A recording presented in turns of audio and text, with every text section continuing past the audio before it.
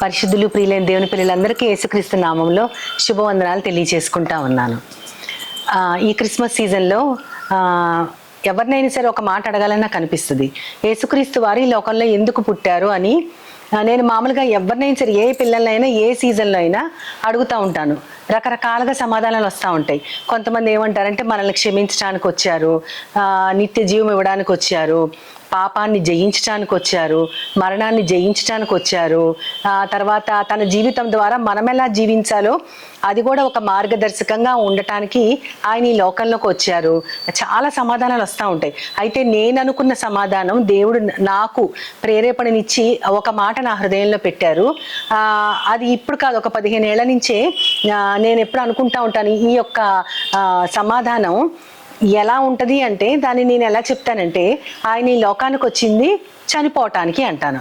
అంటే ఈ సీజన్లో మనకు శిశువు అనుగ్రహించబడెను, మనకు కుమారుడు పుట్టెను అని అందరూ చాలా ఎంతో సంతోషంగా చెప్పుకునేటటువంటి ఈ సీజన్లో ఆయన చనిపోవటానికి వచ్చారు అని చెప్పటం చాలా మంది డైజెస్ట్ చేసుకోలేరు. కానీ నిజంగా ఆయన మనము అనుకున్నటువంటి మాటలన్నీ, ఆయన నిత్య జీవం ఇవ్వాలన్నా, మనల్ని క్షమించాలన్నా, మన పాపాలకి పరిహారంగా ఆయన రక్తము కార్చాలన్నా, ఆ తర్వాత ఆయన జీవితం ద్వారా ఎలా జీవించాలో చూపించాలన్నా సరే ఆయన ఈ లోకానికి రావడం చనిపోతేనే జరుగుతుంది. ఎందుకు వచ్చారు అంటే చనిపోయారు. చనిపోతేనే మనకి నిత్య జీవం వస్తుంది. ఆయన చనిపోతేనే మనకి క్షమాపణ లభిస్తుంది. ఆయన చనిపోతేనే మనకు విమోచన. ఆయన చనిపోతేనే మనకందరికీ కూడా ఎన్నటన్నిటికీ ఆయనతో పాటు జీవించగలిగే భాగ్యం వస్తుంది. ఎందుకంటే ఆయన సాతానుని జయించారు, పాపాన్ని జయించారు, చీకటిని జయించారు, ఆ తర్వాత మరణాన్ని కూడా జయించారు. ఇవన్నీ జయించాలంటే చనిపోవాలంటే పుట్టాలి. కాబట్టి నాకు ఎందుకనో ఇది చాలా నచ్చుతుంది.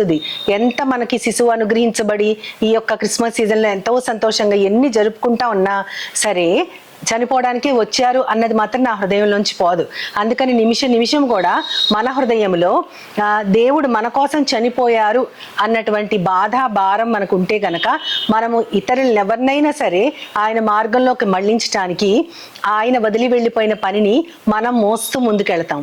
అసలు ఆయన ఈ లోకంలోకి వచ్చి పుట్టడము, బ్రతకడము, చనిపోవడము ఈ 3 జరగాలి అంటే ఆయన ఎందుకు వచ్చారు అంటే, మనము ఆయన దగ్గర కొన్ని పొందాము.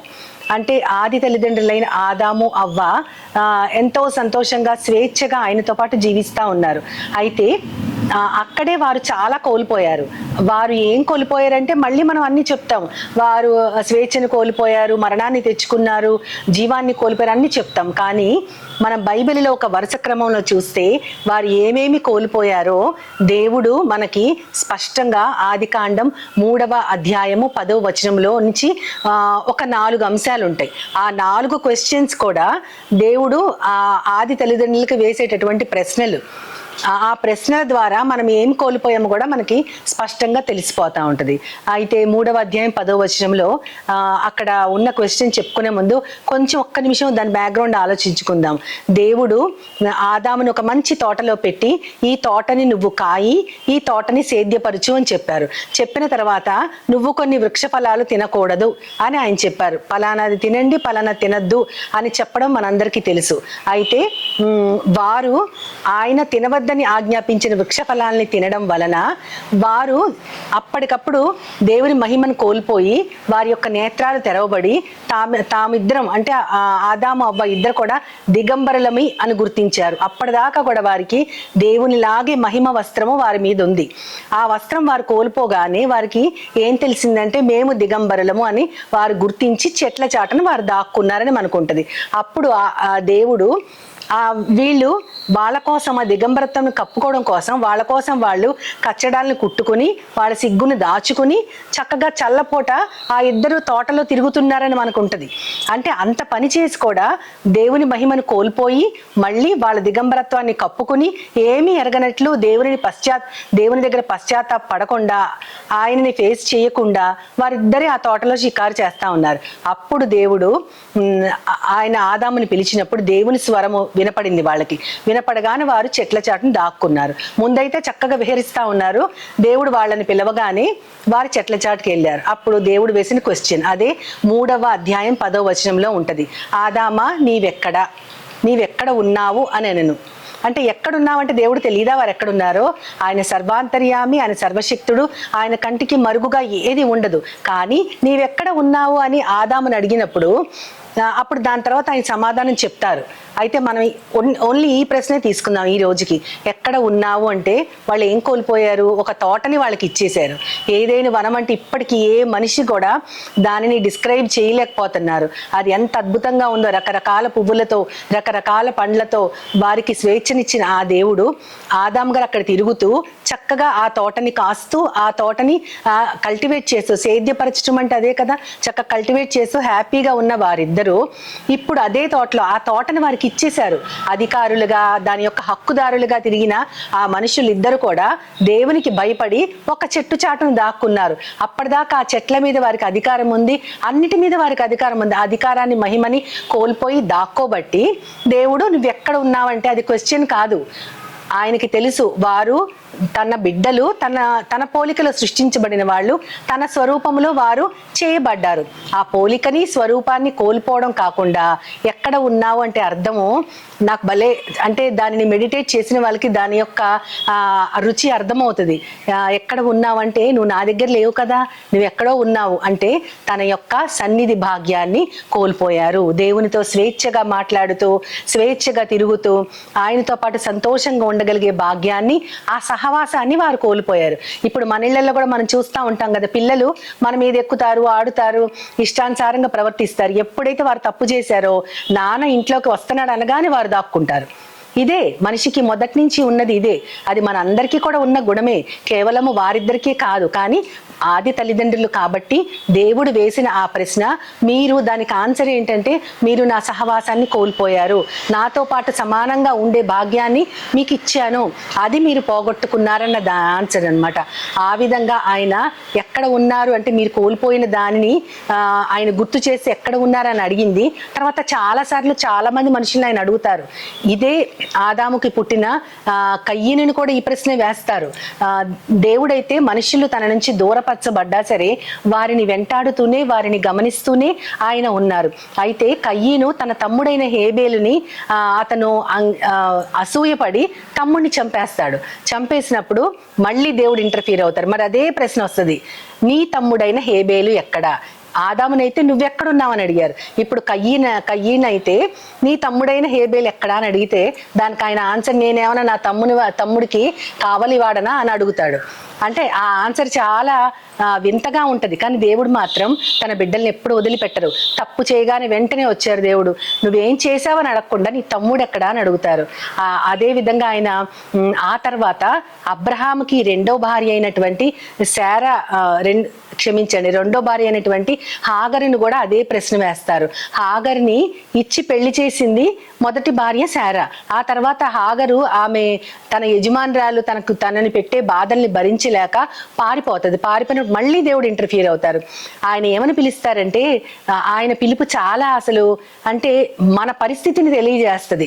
నా కుమారుడా అని కొంతమందిని అంటారు, నా కుమార్తె అంటారు, నా స్నేహితుడా అంటారు, నా హృదయానుసారుడా అంటారు. కానీ ఇక్కడ మాత్రం ఆమెని హాగరు అని పిలవరు, శారా దాసివైన హాగరు అని పిలుస్తారు. అంటే నీ పొజిషన్ ఏంటి, నువ్వెక్కడ ఉండాలి, నువ్వు వెళ్ళి నీ యజమానురాల చేతి కింద అణిగి మణిగి ఉండు అని చెప్తారనమాట. అక్కడ తన పరిస్థితిని గుర్తు చేస్తూ, తనని కనికరిస్తూ, ఆ బిడ్డను చూసిన ఆ దేవుడు నువ్వు మళ్ళీ ఇంటికి వెళ్ళి ఆమె దగ్గర ఉండు అని చెప్తారు. అదే విధంగా ఇలా ఎక్కడ ఉన్నారు, మీరు ఏం చేస్తున్నారని దేవుడు ప్రశ్నలు వేసేది మనుషులకి కాదు, ఆయన సాతానుకు కూడా ఒక ప్రశ్న వేస్తారు. యోబు గ్రంథం మనం మొదటి అధ్యాయం 7వ వచనంలో మనం చూసినప్పుడు ఆయన తన యెహోవా దేవుడు ఉన్నటువంటి ఆ పరిస్థితిలో అందరూ పెద్దలు వాళ్ళందరితో ఉన్నప్పుడు అక్కడ అపవాది కూడా కనపడతాడు. కనపడినప్పుడు 7వ వచనంలో నువ్వు ఎక్కడి నుంచి వచ్చావని అడుగుతారు. అంటే ఎక్కడ ఉన్నావని మనుషుల్ని అడుగుతున్నారు, కానీ అపవాదిని అయితే నువ్వు ఎక్కడి నుంచి వచ్చావని అడిగితే భూమి మీద అటు ఇటు సంచరిస్తూ నేను ఇక్కడికి వచ్చాను అంటారు. ఇది భలే విచిత్రంగా ఉంటుంది. మనుషులకి వేసే ప్రశ్నలు వేరు, అపవాదికి వేసే ప్రశ్న వేరు. కానీ దేవుడు ప్రతి వారిని మీరు ఎక్కడ ఉన్నారని అడిగితే దాని అర్థం మనం ఉండాల్సింది మన ఇష్టమైన చోట్లు, మన దాగు చోట్లు కాదు, మనకి ఆశ్రయము కేయడము ఆయనే అయ్యున్నారు. ఆయన చేతి కింద మాత్రమే, ఆయన రెక్కల చాటున మాత్రమే మనం ఉండాల్సిన వారము. అందుకని ఈ ప్రశ్న మనకి కోల్పోయినటువంటి భాగ్యాన్ని గుర్తు చేస్తూ ఉంటుంది. అంతేకాకుండా ఒక మనిషి దేవుడు ఎక్కడ ఉన్నారని కూడా ప్రశ్నిస్తారు. ఆయన ఎవరంటే ఎలీషా ప్రవక్త. ఏలియా కంటే ఎక్కువ ఆత్మను పొందినవాడని మనం చదువుకుంటాం. ఏలియా ఉన్న పళాన అగ్ని రథము, అగ్ని గుర్రాలు అతని కోసం వచ్చి తనని పరమండలానికి తీసుకువెళ్ళిపోతారు. అప్పుడు ఏలియా దుప్పటిని పట్టుకొని ఆ నది మీద దుప్పటితో కొట్టి యెహోవా ఎక్కడ ఉన్నాడు అని అంటారు. అంటే ఆ ప్రశ్న నాకు కొంచెం వింతగా ఉంటుంది. యెహోవా ఎక్కడ ఉన్నారని ఎందుకు అడిగారు ఆయన అని అనిపిస్తుంది. కానీ అక్కడ యెహోవాని స్మరించుకోవటం, ఆయన శక్తిని తనలోకి తెచ్చుకోవటం, తన గురువు గారు తన కళ్ళ ముందే పరమనికి వెళ్ళిపోవడం వల్ల ఆయన ఆ యోర్దాన్ నది దాటానికి ఒక్కసారి దానిని కొట్టి యెహోవా ఎక్కడ ఉన్నారనగానే ఆ నది 2 పాయలుగా చీలిపోతే ఆయన నడుచుకుంటూ అవతల ఒడ్డుకు వెళ్ళిపోతారు. మనుష్యుల కోసం చూసే దేవుడే కాదు, దేవుడిని వెతికే మనుషులు కూడా ఉన్నారు. అది ఎలీషా ప్రవక్త అని మనం తెలుసుకుంటాము. అందుకని మనము ఆయన భాగ్యాన్ని కోల్పోయాం కాబట్టి ఆయన సన్నిధిని మనకి ఇవ్వటానికి ఎప్పుడు జీవించాలి. మనమైతే తల్లిదండ్రులతో కొంతకాలమే జీవిస్తాం, మన భాగస్వాములతో కొంతకాలమే జీవిస్తాం, బిడ్డలతో కూడా కొంతకాలమే ఉంటాము. ఎవరైనా సరే మనకి శాశ్వతం కాదు. కానీ శాశ్వతుడైన దేవుడు తనతో పాటు మనందరినీ కూడా ప్రేమతో తనతో పాటు జీవింప చేసుకోవాలని ఆయన ఆలోచన కలిగి మనల్ని ఆహ్వానించడానికి, తన దగ్గరికి మనల్ని ఎప్పుడు ఉంచుకోగలగటానికి, నిత్య జీవాన్ని ఇవ్వడానికి ఆయనే శిశువుగా ఈ లోకంలో పుట్టాడు. అయితే ఆయన పుట్టినప్పుడు ఒక రాజుగారు ఆయన గురించి అడుగుతారు. 3 జ్ఞానులు కూడా యేసుక్రీస్తుని వెతుక్కుంటూ వచ్చినప్పుడు అక్కడ యేసుక్రీస్తు రాజులకు రాజైన వారు పుట్టారు, ఆయన ఎక్కడ ఉన్నారని ఈ జ్ఞానుల రాజుగారిని అడిగితే ఆయన శాస్త్రులను, ప్రజల్లో పెద్దలను అందరిని పిలిపించి ఒక రాజు పుట్టారంట, ఈ నక్షత్రాన్ని బట్టి చెప్తున్నారు, ఆయన ఎక్కడా అని అడుగుతారు. ఇప్పుడు మనుషులు దేవుణ్ణి వెతుకుతున్నారు. ఇప్పటిదాకా దేవుడు మనుషుల్ని మీరు ఎక్కడా అని వారిని పిలిచారు. ప్రవక్త ఒక్కరే యెహోవా ఎక్కడా అని అడిగారు. ఇప్పుడు యేసుక్రీస్తు వారు పుట్టగానే ఆ రాజుకి తన సింహాసనం కోల్పోతానేమో అని భయం కలిగింది. యేసుక్రీస్తు వారు వచ్చినది ఆయన ఈ లోకపు సింహాసనం కాదు, ఆయన రాజ్యం వేరు, ఆయన సింహాసనం వేరు. అయితే మనుషులకు అది అర్థం కాలేదు. అయితే ఆయన ఎక్కడ పుట్టాడని ఆయన ప్రశ్నించారు. ఆ తర్వాత సంగతులని మనకు తెలుసు. అంతేకాకుండా దేవుడు కేవలం పరలోకములో మనల్ని జీవింపజేయడానికి కాదు, ఈ లోకములో కూడా తన సన్నిధి భాగ్యాన్ని 33.5 సంవత్సరాలు ఒక చిన్న దేశమైన ఇశ్రాయేలు దేశంలో ఆయన జీవించారు. చాలా మంది ప్రజలు ఆయన సన్నిధిని అనుభవించారు. అందులో ముఖ్యంగా శిష్యులైన 12 మంది కూడా ఆయనతో పాటే 3.5 సంవత్సరాలు ఉన్నారు. చాలా మంది ఆయన శిష్యరికం చేద్దామని వచ్చిన చాలా మంది ఆయన అంటి పెట్టుకుని తిరిగిన వారు ఉన్నారు. పరలోకములో ఆత్మదేవుడైన ఆయనతో మనము కూడా ఆత్మలుగా ఆయన సంతోషించడం మాత్రమే కాదు, ఈ లోకములో కూడా ఆయన శరీరాకారుడై ఉన్నంత కాలము ఆయన సహవాసాన్ని, అంటే ఆయన కంపానియన్షిప్ ని ఎంజాయ్ చేసిన వారు చాలా మంది ఉన్నారు. అప్పుడు యేసుక్రీస్తు వారు ఒక మాట అంటారు. ఆయన ఏమంటారు? మత్తయి సువార్త 18వ అధ్యాయం 20వ వచనంలో ఆయన ఏమంటారంటే, ఎక్కడైతే 2-3 కూడి నా నామమున ప్రార్థిస్తారో అట్టి వారి మధ్య నేను ఉంటాను. కాబట్టి ఇప్పుడు యేసుక్రీస్తుని ఆయన జీవించినంత కాలం కేవలం కొంతమంది ఆయన్ని చూశారు, కొంతమంది ఆయనతో తిరిగారు అని మనం కొంత అయ్యో నేను లేకపోయానని చాలా మంది అనుకుంటా ఉంటారు. అంటే ఇశ్రాయేల్ దేశంలో తిరిగిన చాలా మంది విజిటర్స్ గా వెళ్ళిన చాలా మంది మేము కూడా యేసయ్య ఉన్న కాలంలో ఉంటే బాగుండు అని అనుకునేవారు చాలా మంది ఉంటారు. కానీ అంతకంటే ఎక్కువైన భాగ్యాన్ని ఆయన మనకి ఇప్పుడు ఇచ్చారు. ఏంటంటే ఆయన ఏదైతే చేశారో వాటన్నిటినీ మన కోసం గ్రంథస్థం చేయటం మాత్రమే కాదు, కానీ ఆయన యొక్క సన్నిధి భాగ్యము ఎలా ఇచ్చారంటే 2 లేదా 3, ఎక్కడైతే 2-3 ఉండి నా నామములో ప్రార్థిస్తారో ఖచ్చితంగా అట్లాంటి వారి మధ్య నేను ఉంటాను. అది ఎంత నిశ్చయితనిస్తుంది. కేవలం ఎక్కడో మన జీవితం ఇక్కడ అయిపోయిన తర్వాత ఆయనతో జీవించడం మాత్రమే కాదు, ఈ లోకములో మన కోసం పుట్టిన ఆయన ఇప్పుడు మరణించి తిరిగి తండ్రి దగ్గరికి వెళ్ళినా సరే మన కోసం ఉన్నటువంటి ఆ దేవుడు మన మధ్య ఉండి మనని బ్రతికింపజేస్తూ ఆదరణకర్తగా మన హృదయాలలో ఉండి మనల్ని ఆయన సన్నిధి భాగ్యాన్ని ఈ లోకములోనే రుచి చూసేలాగా ఆయనే పుట్టారు.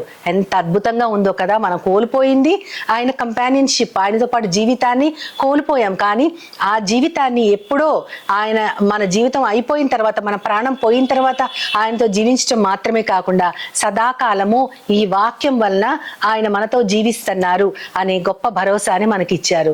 అంటే మన కోల్పోయిన దాన్ని, దేన్ని కోల్పోయామంటే సహవాసాన్ని, అది మళ్ళీ రిస్టోర్ చేయడానికి ఆయన వాక్య రూపంలో ఉన్న ఆయన శరీరాకారుడై వచ్చారు.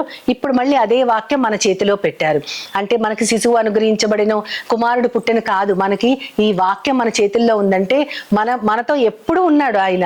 అంతేకాకుండా ఎవ్వరికి తెలిసినా తెలియకపోయినా ఆయన నామములో ప్రార్థిస్తే ఆయన సన్నిధి భాగ్యాన్ని ఖచ్చితంగా మనకు అనుగ్రహిస్తారు. పోయిన దాన్ని మళ్ళీ అక్కడే మనకి దొరకటం కాకుండా ఈ లోకంలోనే మనకి దొరికించుకునే భాగ్యాన్ని ఆయన మనకు అనుగ్రహించినందుకు ఎంతైనా మనం ఆ దేవునికి వందనస్తులం. కాబట్టి ఆయనకి వందనాలు చెల్లిస్తూ మనకి దొరికిన ఈ భాగ్యాన్ని గుర్తు చేసుకుంటూ మళ్ళీ మనం ఆ భాగ్యాన్ని కోల్పోవద్దు సుమా.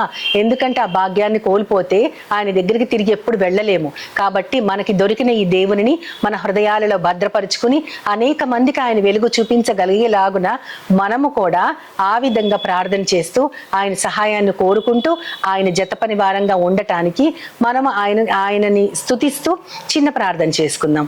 ప్రేమామయుడ ప్రియ పరలోకపు తండ్రి, నాయన మేము ఇప్పుడే తెలుసుకున్నాం ప్రభా, మేము పోగొట్టుకున్న మొట్టమొదటిది నీ సన్నిధి భాగ్యం ప్రభా.